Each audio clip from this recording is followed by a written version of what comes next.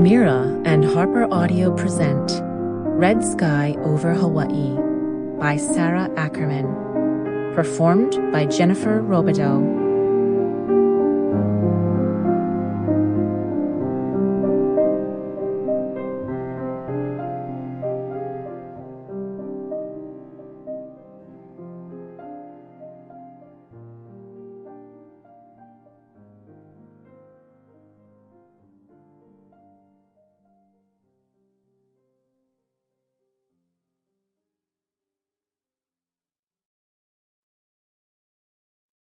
Love and Magic.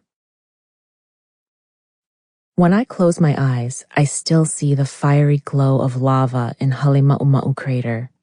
Sometimes if I'm not careful, I find myself walking through the clouds while the honey creepers build nests in my hair. I can't see where I'm going, but I don't care. To be there, with my boots crunching on lava, is sweeter than any honey from the hives. Bees swirl around me. I still feel my hand in his and the sound of his voice whispering in my tired ear. In the end, we remember those slices of time where we feel the most: love, anguish, joy, sorrow, fright. I don't care what the reason. Maybe it was the day you first realized you were mortal, or that first moment you saw love walk in the door. Or that no matter how many years passed, you would still be that girl, the barefoot one with long brown hair and a penny in her pocket. Maybe it was when you suddenly realized you had everything to lose and you were too blind to notice. What matters most is what lives in your heart, and if there is one thing I know, it is this: love is the only way. And magic. I guess that's two. The Road, December 8, 1941. With every mile closer to Volcano, the fog thickened until they were driving through a forest of white gauze with the occasional branch showing through. Lana considered turning the truck around no less than 46 times. Going back to Hilo would have been the prudent thing to do, but this was not a time for prudence.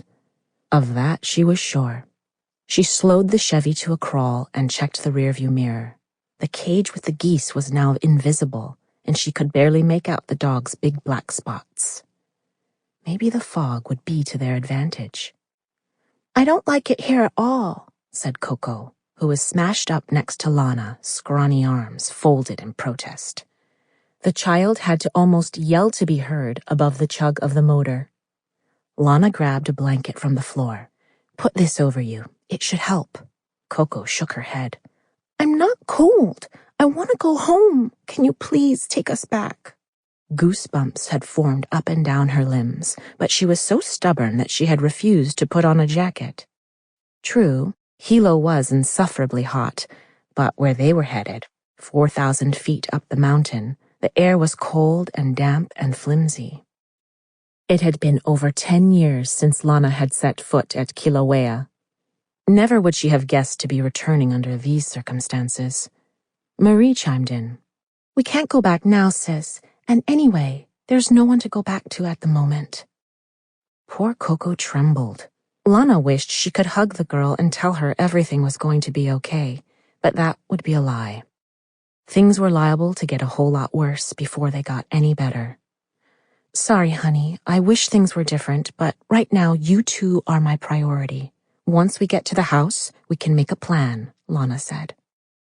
"But you don't even know where it is," Coco whined. "I have a good idea. More like a vague notion." "What if we don't find it by dark? Are they going to shoot us?" Coco said. Marie put her arm around Coco and pulled her in. "Turn off that little overactive imagination of yours. No one is going to shoot us," she said, but threw a questioning glance Lana's way. "We'll be fine," Lana said, wishing she believed that. The girls were not the real problem here. Of greater concern was what they had hidden in the back of the truck. Curfew was Sample complete. Ready to continue?